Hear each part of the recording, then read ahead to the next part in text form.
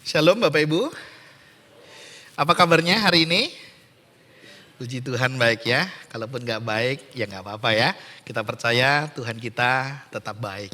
Nah Bapak Ibu Saudara yang dikasihi dan mengasihi Tuhan, hari ini kita bersyukur karena Tuhan boleh memberi kita kesempatan, kita boleh memuji, memuliakan Dia. Dan saat ini kita akan belajar bersama untuk mendengarkan kebenaran firman Tuhan.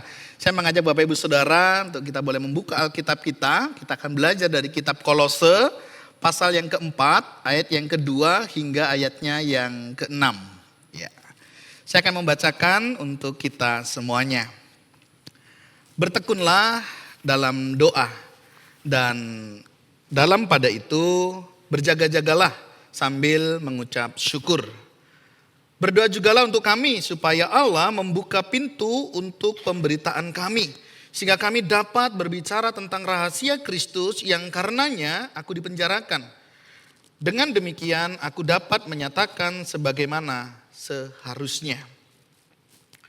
Hiduplah dengan penuh hikmat terhadap orang-orang luar. Pergunakanlah waktu yang ada. Hendaklah kata-katamu senantiasa penuh kasih. Jangan hambar. Sehingga kamu tahu bagaimana kamu harus memberi jawab kepada setiap orang. Bapak Ibu Saudara yang dikasihi dan mengasihi Tuhan, tema kita hari ini adalah mewujudkan kehidupan Kristen dengan sengaja. Satu tema yang sangat menarik, yang mengingatkan kita kembali akan esensi kenapa gereja ada di dunia. Bagaimana kita sebagai gereja mestinya melihat kehidupan yang ada di sekitar kita. Sehingga kita perlu untuk menyatakannya di dalam kehidupan kita. Mungkin boleh menjadi perenungan kita bersama. Saya mengajak kita coba merenung sebentar begitu. Seandainya tidak ada di kota Semarang, kira-kira apa yang akan terjadi dengan kota Semarang? Dan kalau hari ini gereja ini ada di kota Semarang, kira-kira dampak apa yang terjadi dengan kota Semarang? Apakah ada perbedaannya dengan hadirnya gereja kita dan dengan tidak ada gereja kita? Bapak Ibu Saudara, tentunya hal ini akan mengingatkan kita betapa pentingnya kehadiran gereja atau anak-anak Tuhan di dalam kehidupan kita hari lepas hari. Bagaimana anak-anak Tuhan bisa hadir memberi dampak menjadi berkat bagi banyak orang. Hari ini kita akan belajar dari kitab Kolose tentang mewujudkan kehidupan Kristen dengan sengaja. Satu pertanyaan yang kita bisa renungkan bersama. Mengapa kita sebagai orang Kristen mewujudkan kehidupan Kristen dengan sengaja? Saya tidak menuliskan kata harus, semestinya, atau kata perlu di dalam bagian ini. Karena saya percaya setiap kita orang yang percaya ya kepada Tuhan Yesus dan mencintai Tuhan itu pasti akan mewujudkan kehidupan Kristen dengan sengaja di dalam hidupnya. Karena apa? Karena sudah mengalami Kristus. Yesus sudah ada di dalam hidupnya. Dan tentunya kepenuhan Kristus di dalam hidupnya membawa dia untuk dia juga akan mengutamakan Kristus di dalam hidupnya. Kenapa saudara kita juga perlu mewujudkan dengan sengaja? Karena hari ini tentunya tidak bisa kita hanya lakukan ala kadarnya, sekedar saja. Tetapi kita memang perlu melakukannya dengan sengaja, dikelola dengan baik, direncanakan, dan bisa berkelanjutan. Paling tidak kita bisa menyadari Bapak Ibu Saudara, kenapa kita mewujudkan kehidupan Kristen dengan sengaja, yaitu karena kita menyadari sebagai orang percaya, kita dipanggil untuk berpartisipasi dalam rencana penebusan Allah. Jangan sampai Bapak Ibu Saudara ya, orang kenal kita Kristen itu ketika kita pada saat meninggal. Kenapa orang mengenal kita pada saat meninggal? Iya, karena waktu kita mati dimasukkan ke dalam peti. Di kampung saya orang kenal Kristen kalau yang meninggal itu masuk peti, berarti dia orang Kristen. Yang artinya selama dia hidup, Di dalam kehidupan kesehariannya, dia tidak mencerminkan kehidupan sebagaimana orang Kristen. Apakah itu dalam perkataannya, apakah itu juga di dalam perbuatannya.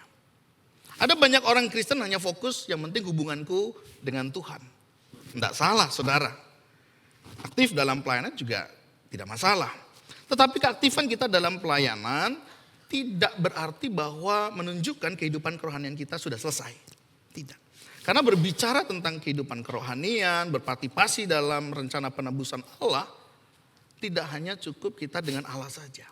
Tetapi lebih dari itu juga Tuhan menghendaki bagaimana kehadiran kita bisa memberi dampak kepada sekitar kita. Nah, hari ini kita akan belajar dengan cara apa kita bisa berpartisipasi dalam rencana penebusan Allah ini di dalam kehidupan kita. Paling tidak Bapak Ibu Saudara, beberapa hal yang kita bisa lakukan yaitu melalui doa khusus ya untuk kemajuan Injil dan juga melalui rencana strategis untuk keterlibatan kita secara pribadi. Kalau kita melihat di dalam Kolose pasal yang keempat ini, Paulus memberikan beberapa nasihat jemaat khususnya bagaimana seorang Kristen perlu dengan sengaja mewujudkan kehidupan mereka, yaitu melalui doa dan juga rencana strategis sebagai upaya menghidupi Injil dan nilai-nilai Injil yang ada di dalam kehidupannya. Doa untuk kemajuan Injil yang seperti apa yang dimaksud di dalam bagian ini, dan bagaimana rencana strategis menghidupi Injil dan tindakan perkataan kita yang mencerminkan nilai-nilai Injil yang perlu kita nyatakan. Berbicara tentang doa, tentu kita menyadari doa tentunya tidak hanya menjadi sebuah alat kita berkomunikasi dengan Tuhan. Tetapi doa juga menjadi pintu yang membuka kesempatan bagi kita untuk terlibat di dalam misi Tuhan di dunia. Dengan berdoa kita berpartisipasi dalam rencana penebusan Allah. Memohon agar firman-Nya disampaikan dengan cara yang relevan dan menyentuh hati. Sehingga sangat jelas dikatakan melalui doa. Dengan cara bagaimana? Yaitu bertekunlah di dalam doa. Dan dalam pada itu berjaga-jagalah sambil mengucap syukur. Berbicara tentang tekun di dalam bagian ini mengajak kita untuk kita masuk di dalamnya. Atau dalam pengertian yang lain yaitu dengan kita mengabdikan diri kita kepada Tuhan melalui relasi kita dengan Dia di dalam doa. Yang dengan sengaja ya dan terus menerus ada ketekunan di sana. Ada unsur kesengajaan di sana. Bagaimana kita sadar hanya dengan berdoalah kita bisa melayani Tuhan dengan baik. Di mana di sini terlihat wujud kebergantungan kita kepada Tuhan. Dan satu relasi antara kita dengan Tuhan. Dengan tetap berjaga-jaga. Kenapa kita berdoa perlu berjaga-jaga? Karena kita tidak tahu Bapak Ibu Saudara apa yang terjadi di dalam kehidupan kita. Hari lepas hari. Kata berjaga-jaga di sini digambarkan itu seperti perahu karet yang disediakan ketika terjadi sebuah bencana alam. Ketika terjadi misalnya banjir begitu, perahu karet ini sudah langsung siap meluncur. Sehingga ketika kita membawa ini dalam kehidupan konteks doa, kita berjaga-jaga, artinya setiap waktu, setiap saat kita selalu siap sedia menghadapi segala situasi, kondisi yang terjadi di dalam kehidupan kita. Kita tidak tahu ada begitu banyak tantangan yang hari ini kita hadapi sebagai anak-anak Tuhan. Dan doa inilah yang membawa kita makin dekat dengan Tuhan. Dengan, di sini dikatakan, sambil mengucap syukur. Satu hal yang menarik ketika kita berdoa dibutuhkan ketekunan. Dibutuhkan kita berjaga-jaga dan selalu siap sedia dan tidak lupa untuk mengucap syukur. Artinya apa? Setiap doa kita percaya Tuhan pasti menjawabnya. Dan setiap doa kita Tuhan pasti peduli di dalamnya. Dan kita tahu di sana Allah turut bekerja di dalamnya. Sehingga saya percaya tidak ada sesuatu yang dikerjakan dengan sia-sia ketika kita sudah membawanya di dalam doa. Inilah saudara hal yang perlu kita perhatikan, yang perlu juga kita saksikan, yang perlu kita wujud nyatakan di dalam kehidupan kita ketika kita menjadi anak-anak Tuhan. Lebih dalam dari itu, Paulus juga mengajak untuk para jemaat yang ada di Kolose, dengan dia mengajak dikatakan berdoa jugalah untuk kami. Satu hal yang menarik saudara, yang sangat jarang biasanya. Satu kali saya ajak satu jemaat begitu, tolong doakan saya ya. Masa saya doain Bapak? Bapak kan hamba Tuhannya, mestinya Bapak yang doakan saya, bukan saya mendoakan. Saudara, seringkali hal ini terjadi. Tapi saudara sadar tidak sadar, setiap kita butuh dukungan doa.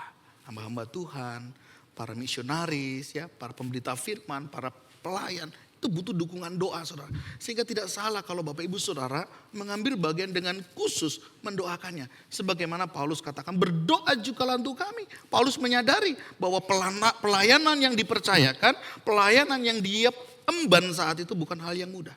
Dia tahu ini bukan perkara yang mudah. Sehingga dia juga membutuhkan dukungan doa. Doa apa saja yang diharapkan? Yaitu untuk kemajuan Injil. Dikatakan supaya Allah membukakan pintu untuk pemberitaan Injil. Saudara, ada banyak hal yang seringkali menutupi orang untuk mereka bisa mendengar Injil. Tetapi ketika Tuhan membukakannya, saya yakin dan percaya, tidak ada sesuatu yang mustahil orang bisa mendengar Injil. Sehingga orang itu bisa mendengar Injil. Dan juga dikatakan di sini, doakan juga supaya kami dapat berbicara tentang rahasia Kristus. Saudara, satu rahasia yang besar. Ada banyak orang tidak bisa menyingkapi, memahami hal ini. Tetapi kita diberi anugerah khusus. Kita bisa memahami akan anugerah keselamatan itu di dalam Yesus Kristus. Saudara, penting sekali. Ya, sehingga Rasul Paulus mengajak jemaat yang ada di Kolose untuk mendoakannya. Supaya apa? Setiap Injil yang diberitakan, pintu-pintu dibukakan. Dan ada banyak orang yang boleh mengalami Injil. Dan Paulus katakan dapat menyatakan sebagaimana yang seharusnya. Sehingga kita bisa tahu apa yang bisa saya katakan tentang Injil yang benar. Apa yang mestinya saya sampaikan sehingga orang boleh mengenal dan mengalami Tuhan. Bapak Ibu Saudara, kenapa Paulus meminta untuk didoakan? Karena Paulus sadar orang-orang yang ada di Kolose, mereka itu adalah orang-orang yang hidup mereka tidak memiliki kedalaman di dalam Tuhan.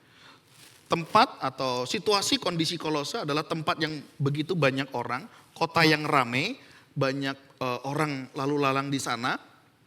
Sehingga ada begitu banyak orang dari berbagai golongan yang ada, termasuk agama dan kepercayaan yang ada. Karena begitu banyaknya seringkali kekristenan tercampur dengan paham-paham yang ada di lingkungan di sana. Sehingga membuat orang memiliki kedangkalan iman di dalam memahami kebenaran firman Tuhan. Ya, sehingga bayangkan saja kalau orang kadang kan menganggap, udahlah semua agama kan sama aja, yang penting datangnya kepada Tuhan. Ya mirip-mirip kayak Indonesia saudara, ada banyak agama sehingga kadang demi persahabatan persatuan orang berkata, wislah semua agama sama, tinggal bagaimana cara menjalaninya. Menurut saya berbeda. Kita belajar kebenaran bukan hanya tahu persamaan, tapi kita juga mesti tahu apa yang menjadi perbedaan. Dan inilah yang mau Paulus minta kepada jemaat untuk mendoakan. Supaya mereka yang memiliki kedangkalan iman, mereka bisa menyadari memiliki kekuatan kebenaran firman Tuhan dengan jauh lebih baik. Ketika Injil diberitakan, mereka boleh mengalami keterbukaan dan Injil boleh diperdengarkan. Nah Bapak Ibu Saudara, hari-hari ini bagaimana dengan doa-doa kita? Apakah kita juga memiliki waktu doa khusus untuk mendoakan pekerjaan Tuhan? Apakah di gereja kita, dalam persekutuan kita, dalam pelayanan kita? Ada banyak orang lebih mudah ya mengkritisi daripada mendoakannya. Berapa banyak kita hari ini sudah mendoakannya? Satu kali seorang hamba Tuhan bernama Bapak Charles Spurgeon ya. Dia seorang hamba Tuhan yang sukses, dia dikenal sebagai seorang pangeran berkhotbah. Padahal saudara khotbahnya itu biasa saja. Sederhana, kadang kalau dalam khotbah dia hanya cuma poin-poin tertentu. Ya, dia hanya menyampaikan hal-hal tertentu, ya sudah selesai. Tapi kenapa ada begitu banyak orang yang diberkati? Dia cerita, betul, itu bukan pekerjaan saya. Itu adalah pekerjaan Tuhan. Dia katakan, gereja yang berdoa adalah gereja yang kuat.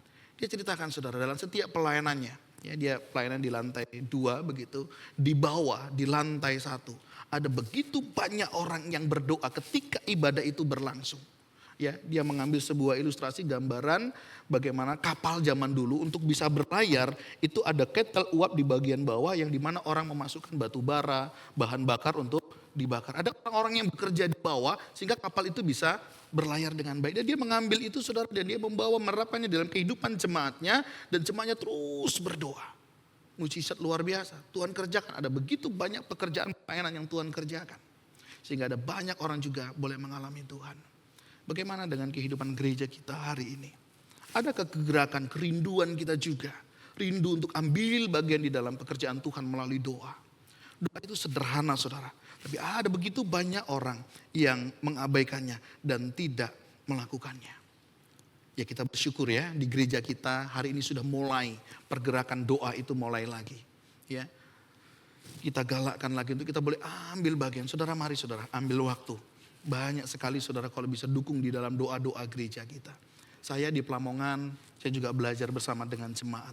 Kita tahu tantangan di Pelamongan tidak mudah dengan segala proses yang hari ini kami hadapi. Saya ajak jemaat, yuk kita doa. Setiap awal bulan saya ajak mereka kumpul bareng. Kita doa bareng. Kita berdoa bersama. Setiap hari Sabtu ya, kayak tadi malam saya selalu sharingkan pokok doa, tolong doakan besok ibadah kita. Ini teman-teman yang akan bertugas melayani, jemaat yang akan hadir. Saya percaya saudara, Tuhan bekerja. Dan puji Tuhan setiap ibadah mereka diberkati dengan pujian, dengan firman yang disampaikan. Dalam segala keterbatasan mereka diberkati. Mereka boleh sharingkan dalam beberapa pertemuan. Sungguh saya bersyukur untuk firman Tuhan. Saya bersyukur saya diingatkan. Lilit banget dengan kehidupan. Dalam segala keterbatasan saudara. Karena ada orang-orang yang berdoa. Saya rindu juga kita juga boleh ambil bagian di dalam hal ini. Kita juga ada doa misi.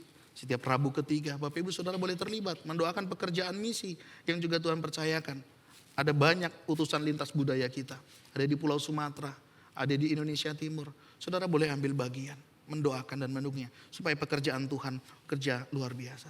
Saudara, selain kita membangun kehidupan kita, relasi kita dengan Tuhan. Selanjutnya Tuhan juga mau mengajak kita untuk kita boleh memikirkan rencana strategis apa yang boleh kita lakukan. Yaitu saudara dikatakan hiduplah dengan penuh hikmat. Saudara, saya percaya berbicara tentang hikmat, sebagai orang Kristen tidak asing lagi. Karena kita tahu hikmat berasal daripada Tuhan. Artinya senantiasa membawa kita untuk hidup bergantung kepada Tuhan. Hikmat yang seperti apa? Hikmat tentunya hikmat dalam pimpinan Tuhan. Hikmat orang yang ada di Kolose, mereka hanya mengutamakan relasi dengan Tuhan. Yang penting kita dengan Tuhan beres. Sama yang lain kita gak usah peduli. Yang penting hidup kita dengan Tuhan saja. Saudara, Paulus mengingatkan kepada orang-orang di Kolose, tidak demikian. Hikmat di dalam Tuhan, kita membangun relasi dengan Tuhan, tetapi kita juga perlu hadir di dalam kehidupan, lingkungan, di dalam masyarakat kita. Nah, bagaimana kita berhikmat? Di sini dikatakan, saudara, pergunakanlah waktu yang ada. Berbicara tentang menggunakan waktu, ini berbicara tentang bagaimana kita menebus waktu yang selama ini kita abaikan. Ada begitu banyak waktu yang seringkali kita sia-siakan.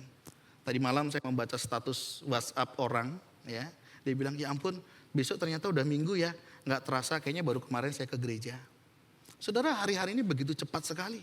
Nggak terasa sudah bulan November, bentar lagi Desember. Begitu cepatnya waktu berlalu. Nah, saudara, berbicara tentang waktu paling tidak ada dua pengertian. Yang pertama itu berbicara tentang kronos dan kairos. Berbicara tentang kronos yaitu berbicara tentang sebuah kronologi. Jam, ya, menit, detik, hari, minggu, Senin, hari dan sebagainya. Tapi ada waktu yang kedua yang dikatakan dan digunakan dalam kata ini, yaitu menggunakan kata kairos. Kairos adalah satu gambaran di dalam mitologi Yunani. Ada satu anak dewa, saudara, yang digambarkan seperti ini. Dia punya sayap, ya, dan bukan hanya di atas tapi juga di bawah. Yang artinya dia begitu cepat akan berlalu. Nah, di depannya itu adalah timbangan yang dimana setiap orang bisa melihatnya. Tapi ada satu hal yang menurut saya menarik, yaitu di bagian kepalanya, saudara. Kepalanya itu di depan, itu rambutnya panjang, tetapi yang di belakang kosong. Mau panjangan rambut nggak bisa, saudara. Jadi saya pinjam pakai ini. Kira-kira gambarnya seperti ini, saudara. Ya, jadi waktu kairos ini dia datang itu menghampiri kita. Dan kalau kita mengabaikannya, kita akan terlewat dan kita bagian belakangnya saja.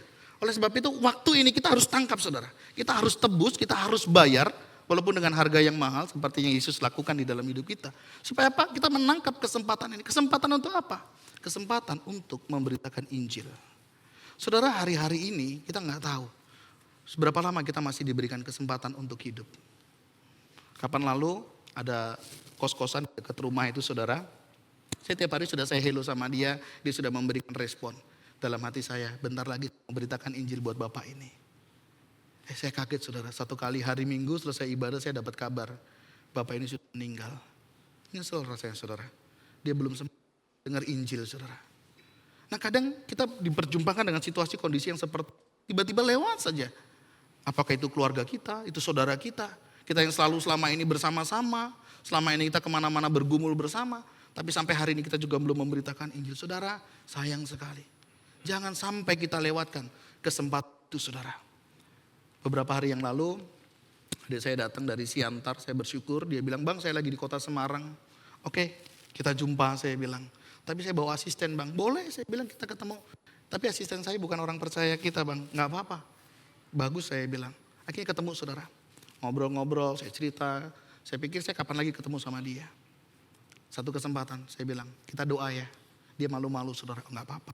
Saya doakan adik saya apa yang mau didoakan." Biasa kita mulai dengan apa yang bisa saya doakan. Orang gak ada yang menolak saudara untuk didoakan. Saya mulai aja, "Mau didoakan boleh."